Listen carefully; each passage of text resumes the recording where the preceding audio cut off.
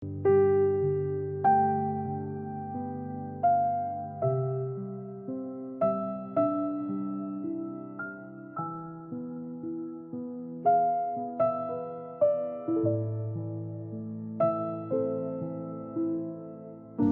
ini adalah sebuah proses yang terus terjadi. Dan disinilah kita terus belajar untuk setiap momen atau peristiwa yang kita alami. Tidak sedikit kita stres dalam proses itu. Lalu bagaimana kita bisa menikmati proses pembelajaran ini? Khususnya di dalam pengenalan kita akan kasih Tuhan. Tunggu di cerita kehidupan Inspiration Today.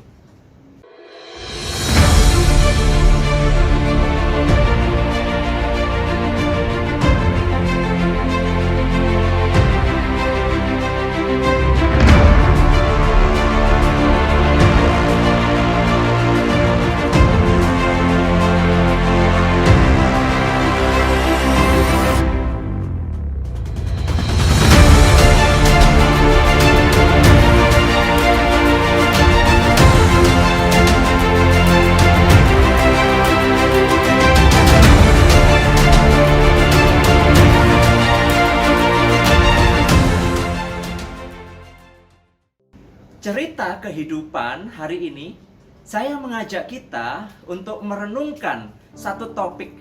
Bagaimana kita dapat menikmati proses yang Tuhan sedang kerjakan di dalam kehidupan kita.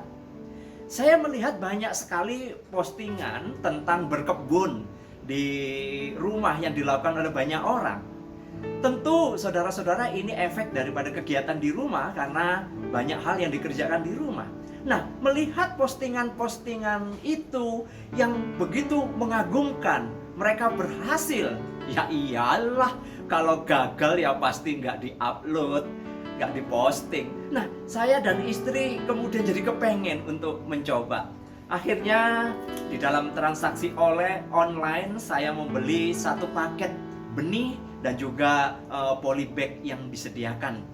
Tanpa begitu lama, saudara-saudara, paket itu datang, lalu kami menyiapkan media untuk menyemai benih-benih itu. Nah, saudara-saudara, ketika kami mulai menyemai, kami senang sekali dan berharap ini akan berhasil.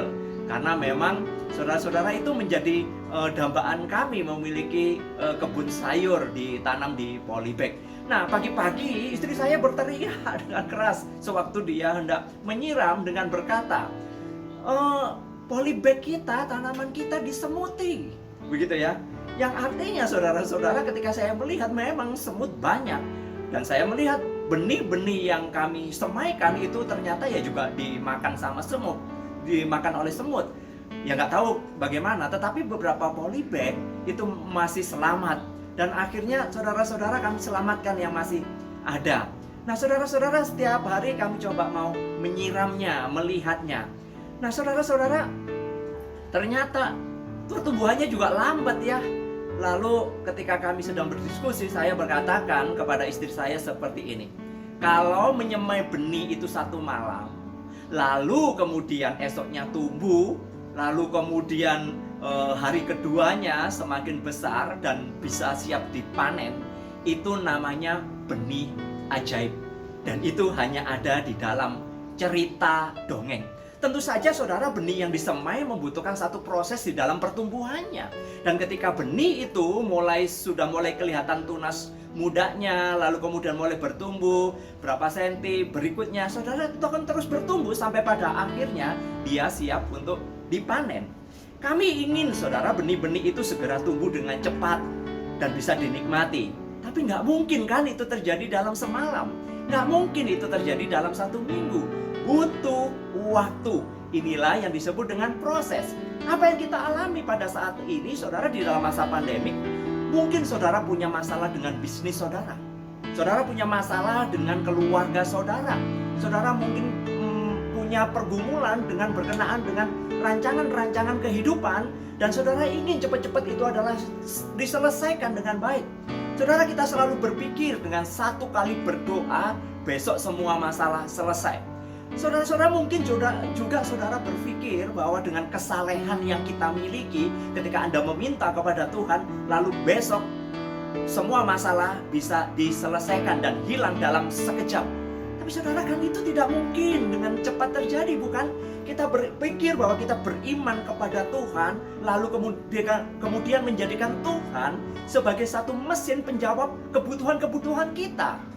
Saudara-saudaraku yang dikasih, kita harus menyadari bahwa segala sesuatu itu ada waktunya. Kita harus belajar menikmati yang namanya proses yang Tuhan kerjakan di dalam hidup kita. Nah, bagaimana kita bisa menikmati proses yang Tuhan boleh kerjakan di dalam kehidupan kita, khususnya saat pergumulan terjadi? Ada 3 hal. Yang pertama, saudara, bahwa fokusnya bukan kepada kita, tapi fokuskan itu kepada Tuhan yang punya rencana atas hidup kita. Jadi, mari kita tetap enjoy, menjalani dan menikmati kehidupan ini dengan fokus kepada kebaikan-kebaikan Tuhan. Nah, saudara-saudara, nantikan jawaban Tuhan dengan tetap percaya bahwa Ia tahu yang terbaik bagi kita. Yang kedua, saudara-saudara, kita dapat menikmati proses pembentukan Tuhan dengan melihat apa? Kebaikan-kebaikan Tuhan yang sudah nyata di dalam kehidupan kita, yang terus nyata di dalam sepanjang perjalanan hidup kita. Jikalau di masa lampau Tuhan sudah menolong kita, maka kita percaya hari ini pun bahwa Tuhan sanggup untuk menolong kita. Kita mempunyai Tuhan yang sama, kasih-Nya tetap sama, dan kehendaknya selalu terjadi pada waktunya. Yang terakhir, saudara, jangan menggerutu. Jangan marah-marah, jangan panik, jangan stres. Nantikan saja waktunya Tuhan. Proses menunggu itu memang tidak enak karena kita menanti. Proses menunggu itu memang menjemukan, melelahkan, dan tidak mudah. Namun ingat saudara, Tuhan tahu apa yang hendak Dia kerjakan. Tuhan tahu apa yang kita perlukan. Jadi akhirnya saudara, stres semakin membuat Anda nggak bisa menikmati hidup Anda. Bahkan tatkala Tuhan sudah membuka jalan bagi kita, kita nggak bisa melihatnya. Kenapa? Karena kita dibutakan oleh stres kita dan kita selalu mengandalkan kekuatan kita. Lebih baik bagaimana? Bersyukur saja, sebab bersyukur itu memberi kekuatan bagi Dia. Firman Tuhan mengatakan, tetapi bertumbuhlah dalam kasih karunia dan dalam pengenalan akan Tuhan dan Juru Selamat kita, Yesus Kristus. Baginya lah kemuliaan sekarang dan sampai selama-lamanya. Saudara-saudara, itu 2 Petrus 3 ayat 18. Proses itu harus kita nikmati. Sebab pada akhirnya, itu bukan tentang kita. Bukan tentang kesuksesan kita. Melainkan Allah yang mengasihi kita. Allah yang layak untuk dipuji, ditinggikan, dan disembah. Biarlah segala hormat kemuliaan hanya bagi Dia. Semakin mengenal kasih-Nya, semakin kita memiliki kekuatan di dalam pengharapan kita. Benih yang kami semai tentu akan terus bertumbuh, dan kami sedang menunggu. Berhasil tidaknya kembali kepada Tuhan, sebab Ia yang berkuasa untuk menumbuhkan. Mari saudara, kita menikmati anugerah yang terbesar di dalam hidup kita, yaitu karya keselamatan di dalam Yesus Kristus yang telah menderita bagi kita. Ia sudah naik ke surga, dan Dia juga memberikan Roh Kudus yang dimateraikan dalam hati kita. Mari, sesungguhnya apa yang sudah Dia berikan dan nyatakan, khususnya Roh Kudus, itu adalah jaminan penyertaan. Sekali lagi, jaminan penyertaan dan pemeliharaannya. Nikmati saja prosesnya. Tuhan Yesus memberkati. Amin.